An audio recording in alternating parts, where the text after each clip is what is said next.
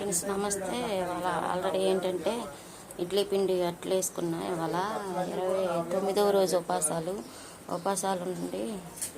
అందరూ ప్రార్థనలో ఉండండి, ప్రార్థన చేసుకోవాలి. ముఖ్యంగా పాలు పొయ్యి మీద వేసా. మా వారికి బూస్ట్ పంచదార కలిపి పెట్టా. పాలు కాగుతున్నాయి. ఇడ్లీ పిండి అట్లు వేసుకున్నాను. ఆల్రెడీ గోరింటాకు ఎండబెట్టా, మిక్సీ తలక పెట్టుకుంటాను. బియ్యము, మినపప్పు, శనగపప్పు, మెంతులు కలిపి నానబెట్టి అట్ల పిండికని ఇగో గుళ్ళు, శనగపప్పు, మెంతులు కలిపి నానబెట్టుకున్నా.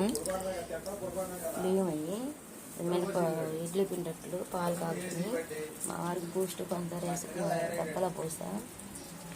ఆల్రెడీ బట్టలు ఉతికేసాను. ఇంట్లో ఉన్నాయి, టిఫిన్ వేసుకున్నాను ఇంట్లో. ఇవాళ 29 రోజులు ఉపాసాలు.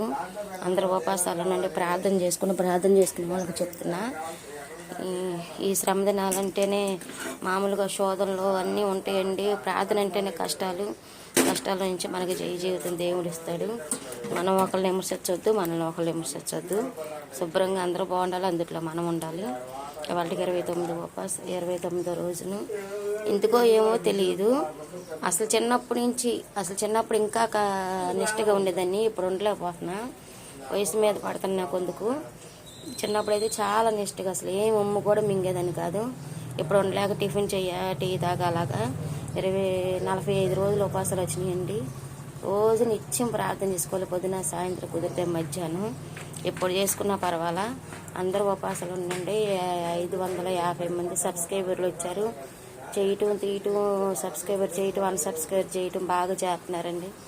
దాని గురించి పక్కన పెడితే వ్యూస్, లైక్లు అసలు రావట్లేదు. 2 సంవత్సరాలు వెళ్ళి మళ్ళీ 3వ సంవత్సరం ఇది ఆగస్టు వస్తే యూట్యూబ్ ఛానల్ పెట్టి నేను తలలు దూకొని ఇంకా తర్వాత ఆట రెడీ అయ్యి నేను చేయలేను.